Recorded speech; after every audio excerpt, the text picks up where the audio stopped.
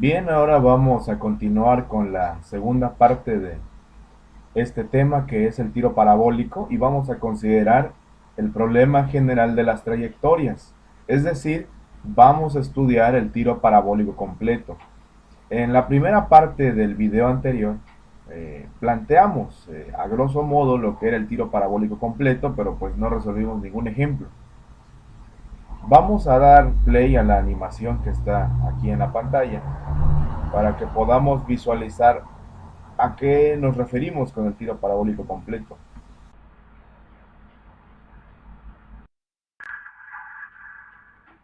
Si ustedes se dan cuenta, se genera una parábola.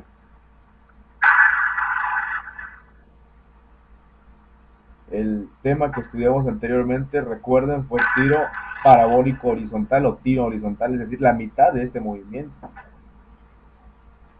Este movimiento ya es el movimiento. Tenemos el cañoncito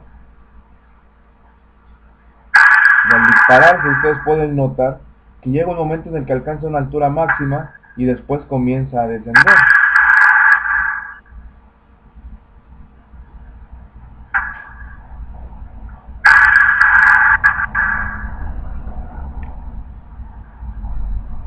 Vamos a dar pausa. También aquí ustedes se dan cuenta que estamos ya al mismo nivel del inicio del disparo, del inicio del movimiento, en cuestión a la posición. Tenemos que esta flecha verde corresponde al vector velocidad, esta flecha azul corresponde a la componente en X y esta flecha en rojito corresponde a la componente en Y. Al igual que en el tiro horizontal, la componente en X es constante a lo largo de todo el movimiento, es decir, la velocidad inicial en X se mantiene a lo largo de todo el movimiento. Y de nuevo, la que va a cambiar o la parte del movimiento que va a sufrir una aceleración es la parte que corresponde al movimiento vertical. Recordemos que en el tiro parabólico nosotros estamos considerando por aparte el movimiento horizontal y el movimiento vertical. Y al final eso nos sirve para encontrar el vector velocidad resultante en un punto dado.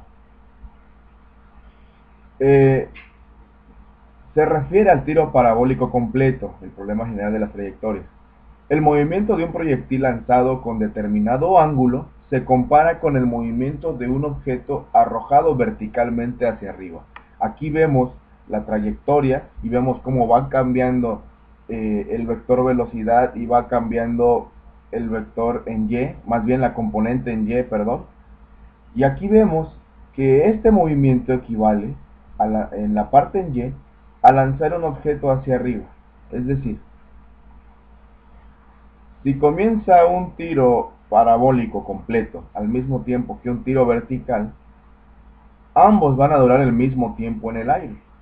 Van a tener un tiempo de subida hasta que se alcance la altura máxima y después van a tener un tiempo determinado para el descenso. Vamos a hacer un ejercicio. El problema dice, una pelota de béisbol se lanza y durante su movimiento forma una trayectoria parabólica. Si se sabe que la velocidad inicial es 15 metros sobre segundos con un ángulo de 37 grados, ¿cuánto tiempo tardará en el aire? ¿Cuál será la altura máxima a la que llegará? ¿Cuál será su distancia horizontal máxima? Muy bien, vamos a desarrollar esto. Primero que nada hacemos un bosquejo de la situación y aquí tenemos que el vector velocidad inicial es de 15 metros sobre segundos con un ángulo de 37 grados. Para poder obtener las componentes en X y en Y, nosotros tenemos que aplicar la descomposición de vectores que hemos aprendido en el tema de vectores. La velocidad inicial en X va a ser igual a la velocidad inicial por coseno del ángulo. Es decir, en este caso sería 37 grados.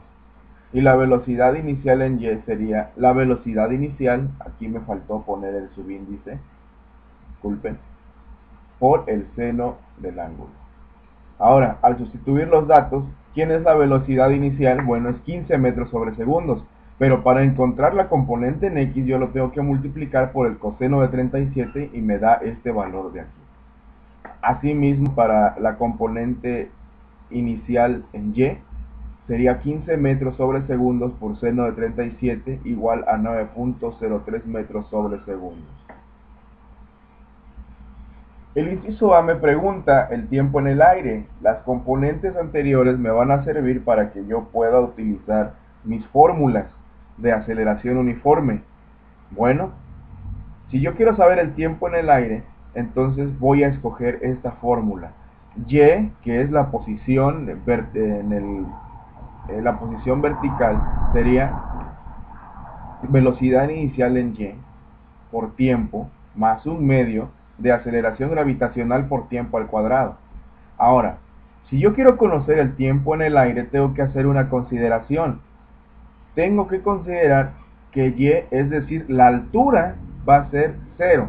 ¿Por qué? Porque el movimiento, voy a regresar a la anterior imagen, porque voy a considerar el movimiento como que ya terminó y aquí ya no tengo prácticamente un valor para la altura sería 0, está al mismo nivel al que empezó, regresó al suelo, pues. Entonces, para calcular el tiempo en el aire, hago esa afirmación, Y es igual a 0, y aquí pusimos, regresa al suelo. Vamos manipulando la expresión, Y es igual a 0, y esto es igual a la fórmula, a la expresión anterior que mencionábamos, y aquí la escribimos ya de una manera reorganizada. Vamos a seguir ordenando la ecuación para poder despejar el tiempo. Aquí eliminamos tiempo y el cuadrado del tiempo y nos queda menos velocidad inicial en Y es igual a un medio de G por T. Después despejamos al tiempo y nos va a quedar esta expresión que es la que más nos va a servir ahorita, que es tiempo igual a menos 2 veces la velocidad inicial en Y sobre G. Ahora, en este asunto vamos a manejar como negativo, así lo vamos a escoger nosotros, a la aceleración gravitacional. Entonces, al sustituir los valores, tenemos aquí menos entre menos más, 2 por 9.03 entre 9.8, nos da 1.842 segundos. Y ese es el tiempo que tarda en el aire. Si ustedes se dan cuenta, vuelvo a repetir, esta expresión la fuimos, como Y es igual a 0, la fuimos reacomodando, la fuimos reescribiendo, y hasta que al final llegamos a esto.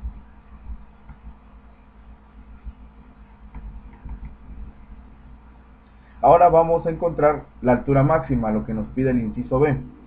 Tenemos una fórmula que es igual a 2 veces la aceleración gravitacional por Y es igual a la velocidad en Y al cuadrado, en este caso sería nuestra velocidad final a considerar, menos la velocidad inicial en Y al cuadrado. Ahora, pero cuando alcanza la altura máxima, vamos a regresar a la otra imagen. Cuando alcanza la altura máxima en este punto, pues no tiene una componente de velocidad en Y, la componente sería 0. Aunque en X sí tiene una componente horizontal y por eso sigue trasladándose horizontalmente, en Y ya no tiene una componente vertical.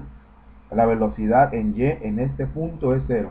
Entonces, haciendo esa consideración, 2GY es igual a BY al cuadrado menos velocidad inicial en Y al cuadrado. Ahora, como BY es igual a 0, vamos a eliminar a este término. BY al cuadrado, pues es igual a 0, 0 al cuadrado es 0. Entonces la expresión que nos va a resultar de todo esto sería, ya despejado para Y es igual a menos velocidad inicial en Y al cuadrado sobre 2 veces la aceleración gravitacional.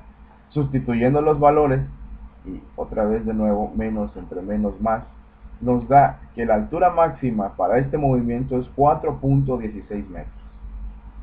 Bueno, como nosotros anteriormente ya calculamos el tiempo que tarda en el aire, entonces puedo calcular el alcance horizontal, que es decir, la distancia horizontal máxima. Y para ello utilizamos la fórmula muy sencilla de velocidad inicial en X por tiempo, porque velocidad inicial en X, hemos mencionado, se va a mantener a lo largo de todo el movimiento.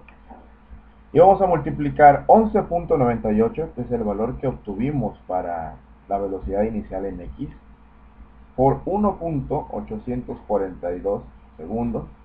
Y esto nos va a dar aproximadamente que el alcance de este movimiento va a ser 22.06 metros. Recuerden que todas las fórmulas que hemos utilizado las seleccionamos de la tabla que pusimos en las diapositivas en el video anterior y que también tú tienes en tu cuaderno en clase de las clases. Así que esto es todo. Espero que hayan comprendido. Feliz día.